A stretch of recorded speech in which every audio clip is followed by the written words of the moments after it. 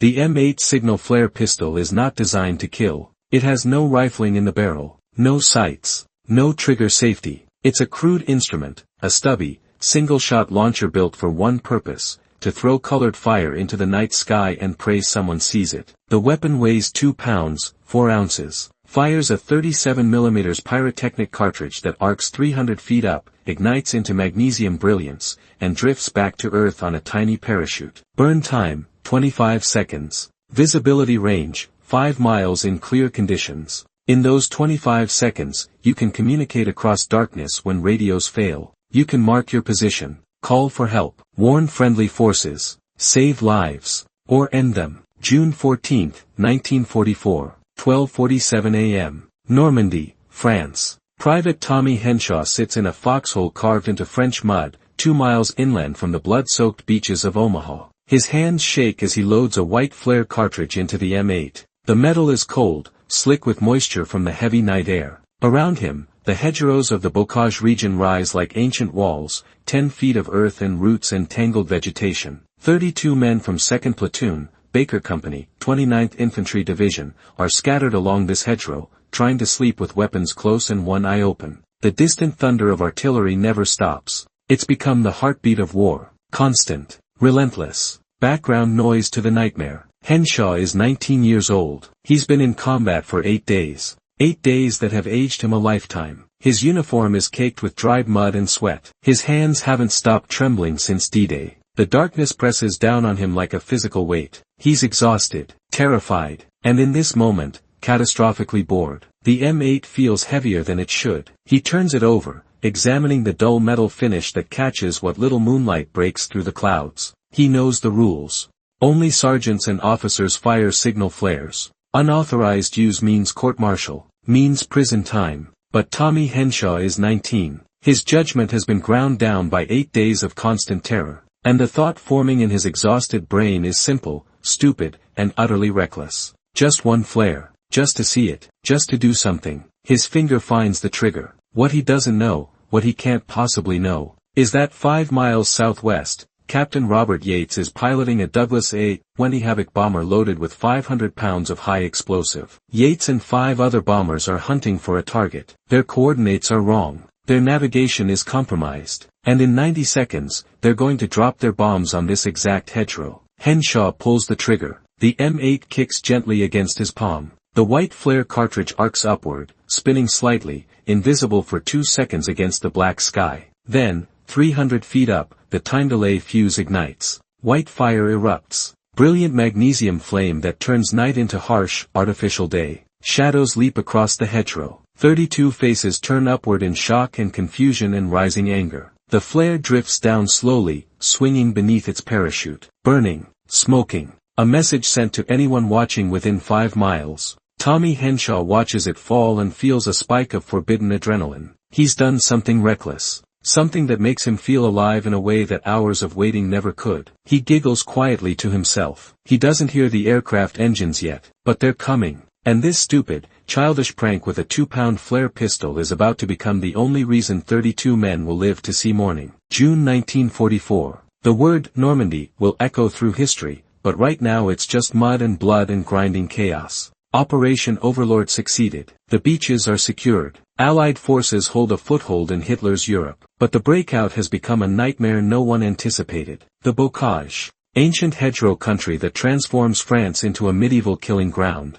These aren't garden hedges, they're earthen walls centuries old, thick with roots, 10 feet high. Each field is a fortress. Each lane a potential grave. German defenders exploit every advantage. A single machine gun can pin down a company for hours. Mortars turn advances into massacres. Progress measured in yards. Each yard paid for in American blood. By mid-June, the advance has stalled. Divisions grind through terrain that devours men and tanks alike. The 29th Infantry Division has suffered over 2,000 casualties in 8 days. But the real killer wears the same uniform. Friendly fire. Fratricide. The military calls it coordination failure. The men call it murder. June 7, P-47 Thunderbolt strafed the 3rd Battalion, 22nd Infantry. 12 dead, 23 wounded. American bullets killing Americans. June 10, artillery shells the 1st Division's positions. 37 casualties. Brothers killing brothers. June 13,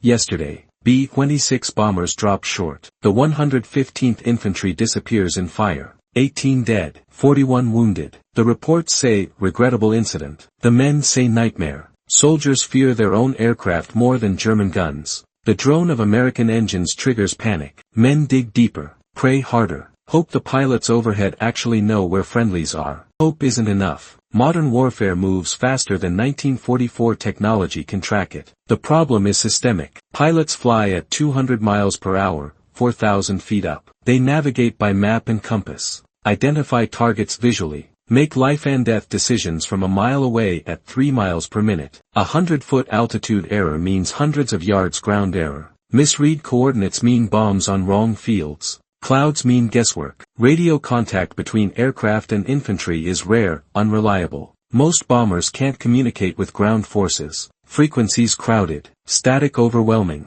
Range limited. Visual identification becomes everything. Daylight, ground panels. Orange cloth in patterns marking friendly positions. Works when visible, when pilots know what to look for. Night, impossible. Except for signal flares. The M8 becomes the last line of communication. When radios fail, when runners die, when darkness swallows everything, fire the right flare at the right time, save your unit. Fire wrong, doom everyone. The flare system seems simple. 3 colors. Red, green, white. Red, enemy contact, someone fighting for their life. Green, all clear, friendly forces, safe zone. White, illumination or ceasefire. Neutral signal. The system works but combinations create messages. Sequences build vocabulary across darkness. 2 red, 1 green, request artillery support. 3 white rapid, friendlies here, hold fire, danger close. 1 red, 1 green, 1 red, casualties, need medevac. Dozens of combinations, each memorized, each critical, each capable of saving or ending lives. When everyone follows protocol, when authorized personnel fire flares, when observers interpret correctly, when codes haven't changed without notice, the system works when war follows rules. But war never follows rules. Radios fail, officers die, replacements arrive unbriefed. Exhausted men make mistakes. And sometimes 19-year-olds do stupid things because boredom and terror have destroyed their judgment. That's when the elegant system becomes deadly chaos. The 29th Infantry Division, the blue and gray, has bled since D-Day. National Guard from Virginia and Maryland. Weekend warriors who became the invasion's spearhead. Omaha Beach, first wave. Dog Green Sector, where Company A ceased to exist in 30 minutes. Where the ocean turned red. Where men drowned before touching sand. The division clawed off that beach through courage and corpses. Took the bluffs. Captured towns. Pushed inland. Did their job. The price, staggering. 70% casualties in some companies. Daily dead. Nightly nightmares. The June 6th Division no longer exists by June 14th, replaced twice over. Baker Company, 115th Infantry, holds Point 7 Charlie. A hedgerow position. Good cover, good fields of fire. Isolated. Started D-Day with 193 men. Now, 112. The rest dead, wounded, missing, broken. Lieutenant James Corrigan commands. 24. Engineering student from Baltimore. Intelligent, careful, terrified of mistakes that kill men. He checks positions obsessively. Verifies coordinates thrice. Paces until patrols return. Sleeps 2 hours maximum. Command crushing him. But he can't be everywhere. Can't predict which soldier might do something catastrophically stupid. Can't predict Private Tommy Henshaw. Henshaw isn't bad. Not a coward or troublemaker. Just young in ways 8 combat days haven't burned away. Cumberland, Maryland. Youngest of 4 brothers. Family clown. Made mother laugh when money was tight. Enlisted at 18. January 1943. Proving himself as tough as his brothers overseas. Training at Fort Meade. Advanced training in England. Months preparing for an invasion no one could imagine. In England, he developed a reputation. Small pranks. Harmless. Bootlaces tied. Salt in coffee. Rifle bolts switched during inspection. NCOs tolerated it. Morale mattered. Laughter kept men from thinking about coming death. The class clown became the pressure valve. But France isn't England. Combat isn't training. Rules change when bullets kill and mistakes are permanent. Henshaw knows this. He's seen death. His squad leader's head exploding from a sniper. He's killed. Fired his Garand at shapes that fell. 8 days of sustained terror should have burned away the boy. But the mind is strange. Maximum fear can't sustain forever. Eventually exhaustion. Eventually terror becomes background noise. Eventually boredom returns, seeking any stimulation, any distraction from waiting to die. And with boredom come old habits. Midnight, June 14th. Most of 2nd Platoon sleeping. 2-man foxholes along the hedgerow. Staggered positions. Standard doctrine. Overcast. Humid. Warm. Thick darkness. Almost tangible. Visibility 20 yards. Beyond that, nothing. Sergeant Kowalski sleeps 30 yards away. Regular army, pre-war tough. Holds units together through competence and fury. But exhausted like everyone. Lieutenant Corrigan at Company CP, 200 yards west. Larger foxhole, tarp overhead. SCR, 300 radio crackling static. Quiet for over an hour. No updates. No orders. Just empty hiss. Henshaw sits in his foxhole, Garand across knees, wide awake. His partner Miller, replacement, 3 days new, snores. Still sleeps deeply, doesn't understand danger yet. Henshaw alone with thoughts. Never good for traumatized 19-year-olds. Home. Mother's kitchen. Bread smell. Creek where he caught crawfish. Girlfriend Mary whose letters take 3 weeks and sound like another universe. The German he shot 4 days ago. Actually saw him. Young, maybe his age. Spun when hit, fell face first. Henshaw vomited 30 seconds later, shook for an hour. Desperate to sleep but can't. Every sound might be enemy patrol. Death could come anywhere, anytime. Nothing he can do. His hand finds the M8. Didn't mean to. Fingers wandered, seeking fidget occupation. Pulls it out slowly. Substantial weight. Real. Cold metal, damp with condensation. Examines it in faint moonlight. Fired flares in training dozens of times. Never combat. Company policy strict. Only sergeants, officers. Unauthorized use means court-martial. Serious punishment. But Henshaw is bored. Exhausted. 19. His judgment ground down by 8 stress-filled days isn't functioning normally. Thinks about firing one flare. Just to see it. Break the monotony. Do something that feels like action instead of passive waiting. Profoundly stupid thought. Gets people killed in war. Wouldn't occur to intact judgment. But Henshaw's judgment isn't intact. Loads white flare. Points skyward. Finger curls trigger. Rational brain whispers, don't. Put it away. Incredibly stupid. Hesitates. Decision weight pressing. Trigger rough under fingertip. Then exhausted, traumatized, bored 19-year-old brain thinks, one flare. Just one. What's the harm? Nobody's paying attention anyway. Tommy Henshaw pulls the trigger. 5 miles southwest, Captain Robert Yates flies his A-20 Havoc at 4,000 feet, 180 miles per hour. Douglas A-20. Twin Wright are 2,600 radials, 1,600 horsepower each. Max speed 317 miles per hour. Service ceiling 25,000 feet. 3-man crew. Bomb load up to 2,000 pounds, tonight configured for 1,000 pounds. Lieutenant Morrison in nose, hunched over Norden bombsight. Sergeant Polk behind, monitoring radio, manning twin .50 calories in upper turret. 6 aircraft formation. Night interdiction mission. Target, German supply convoy, St. Lo to Corentin Road. Intelligence spotted movement 2,100 hours, 3 hours ago. Destroy before dawn when trucks disperse. Division level orders. High priority. Fly regardless of conditions. Conditions, marginal. Cloud ceiling 3,000 feet. Ground haze. Minimal moonlight. Navigation landmarks invisible. Flying dead reckoning. Compass, airspeed, time, wind estimate. Hoping calculations accurate. Hoping wind hasn't pushed them off course. Hoping intelligence correct and current. Yates, 31. Former commercial pilot, Oregon. Male planes, tourists before war. Army Air Forces 1942. England 1943. 42 combat missions. Shot at countless times. Friends aircraft exploding midair. Dropped bombs on unseen targets, trusting coordinates, hoping to God they're accurate. Good at his job.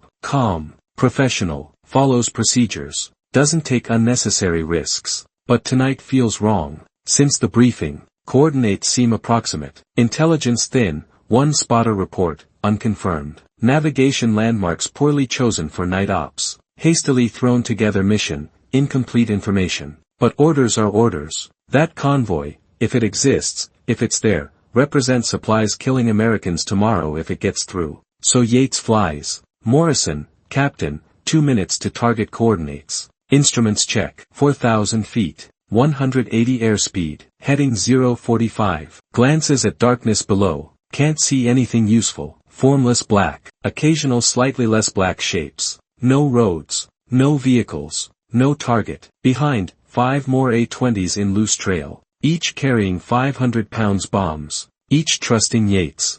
Collectively, 3,000 pounds high explosive. Enough to obliterate a convoy. Or anything else below when bombs fall. Poke. Sharp. Captain. Visual. Flare. Northeast. 2 o'clock low. Yates looks. In vast darkness, single white flare arcs up, ignites magnesium fire, burns like tiny star. White flare. Single. Random. 2 miles north of target coordinates. Morrison. Target marker. Yates' mind races. Target marker typically red or green, not white. Would come from forward air controllers with radio coordination. No radio contact received. Eyes track the flare drifting down. Wrong position. Wrong color. Wrong everything. Morrison. 90 seconds to release point. Map check. Flare position versus navigation versus target coordinates. Math doesn't work. At least 2 miles north of target. Brain cycling. Maybe convoy moved faster. Different route. Germans farther north than expected. Or maybe that flare has nothing to do with their mission. Morrison.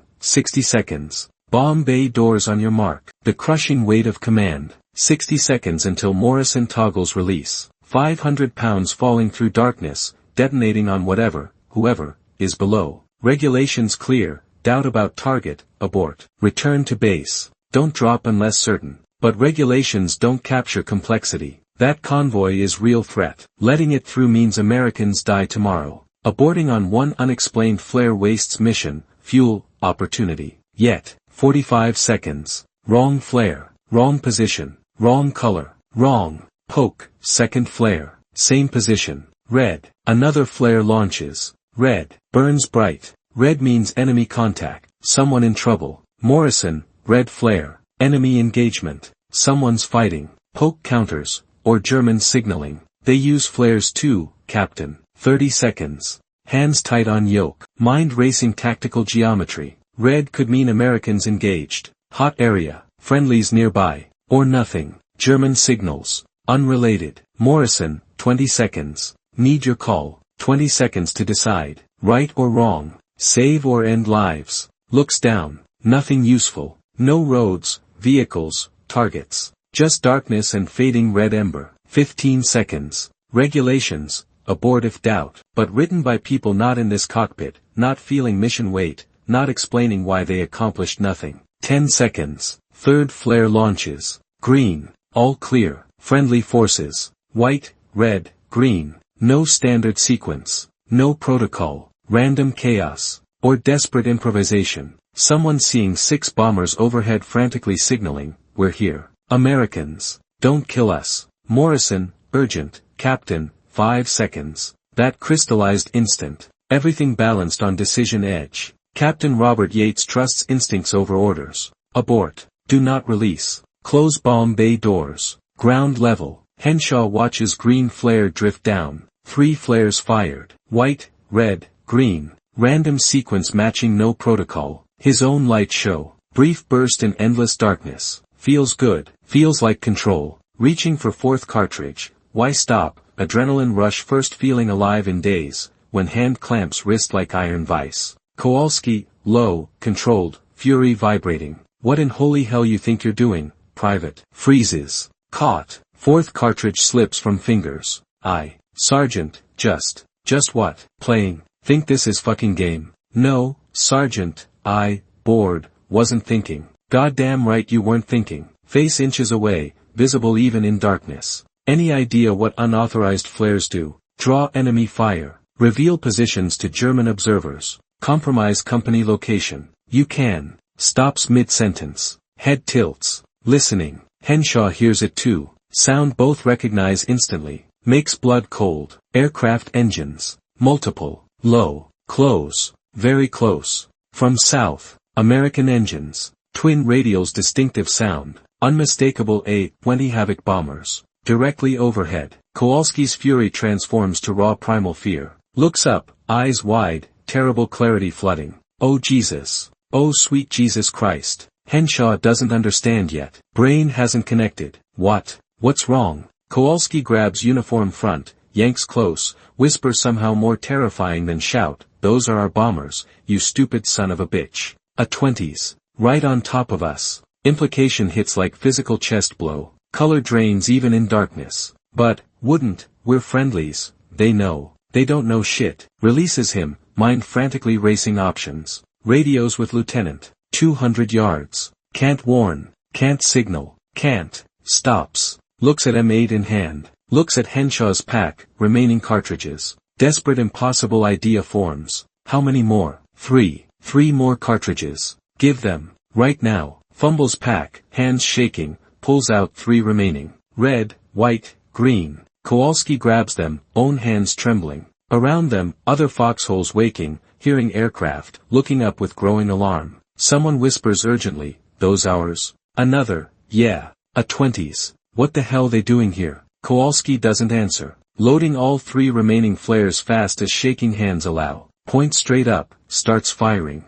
Red, white, green. Rapid succession. Not following protocol. Not signaling standard message. Pure desperation. Frantic incoherent scream of colored fire. Look at us. See us. We're here. God sake, we're Americans. Don't kill us. Flares arc upward one after another, ignite, paint night sky chaotic color. Red, white, green, burning, drifting, visible for miles. 32 men hold breath. Hear bombers overhead, engines droning, coming closer. Here, imagine hearing, mechanical whine of bomb bay doors opening. Wait, helpless, exposed, nowhere to run, nowhere to hide. Wait to see if they die from American bombs dropped by American pilots with no idea they're about to kill their own. Henshaw sits staring up at colored flares he started, fully understanding now what he's done. His stupid childish prank might have painted target on every man. Aircraft engine sound changes pitch, banking, turning,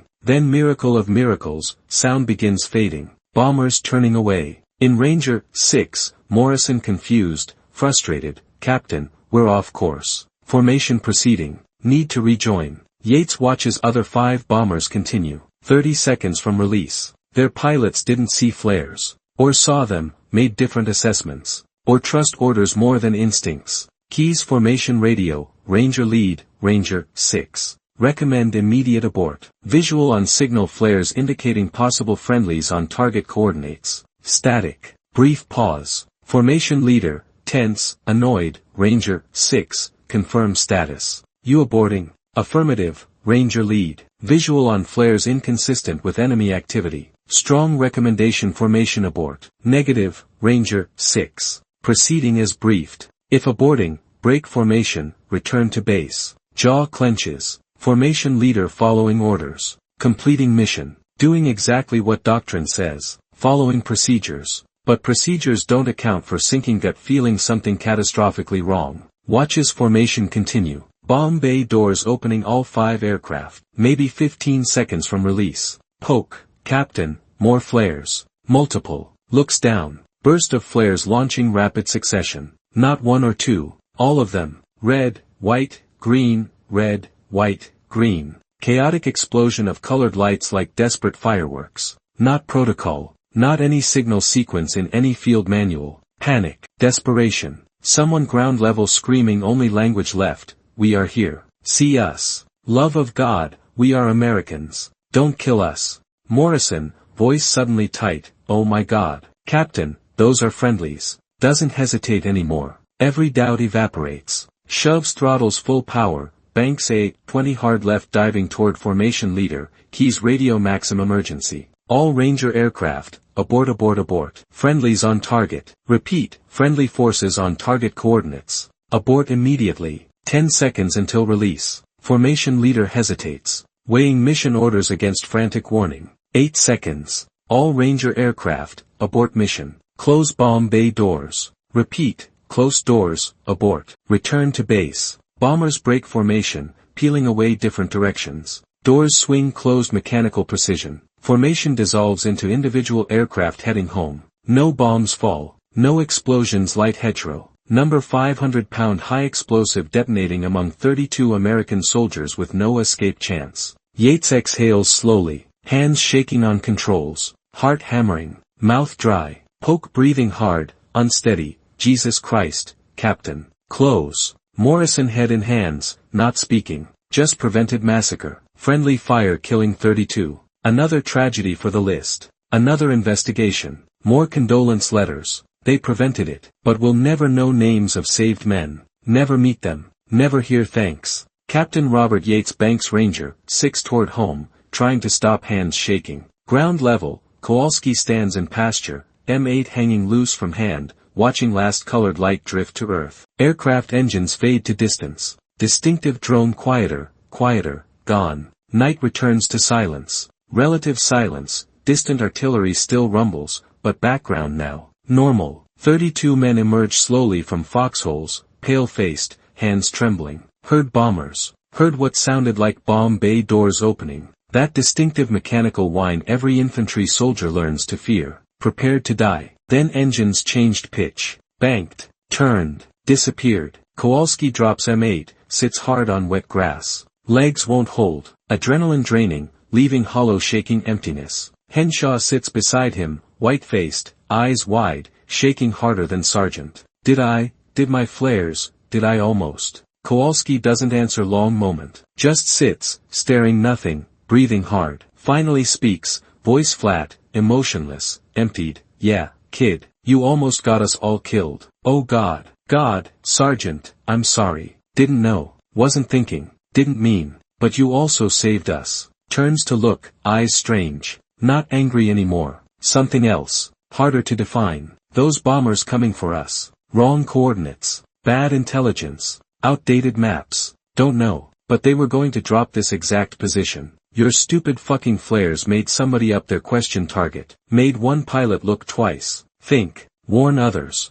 Henshaw can't process. Brain overloaded, shutting down under understanding weight. I don't understand, how. Neither do I, kid. Voice soft now, almost gentle. Neither do I. Aftermath, bureaucratic chaos. Incident reports. Battalion demands explanations. Division wants to know why bombers targeted friendlies. 9th Air Force wants to know why pilot aborted without authorization. Everyone angry. Everyone seeking blame. Blame means responsibility. Responsibility means accountability. Accountability means courts-martial, career destruction, congressional investigations if public. Henshaw faces immediate court-martial recommendation. Multiple charges. Unauthorized pyrotechnic use. Violation standing orders. Reckless endangerment. Security breach. Serious enough for significant prison. Dishonorable discharge. Future permanently destroyed. Then Captain Yates submits after-action report. Clinical detail. Mission briefing.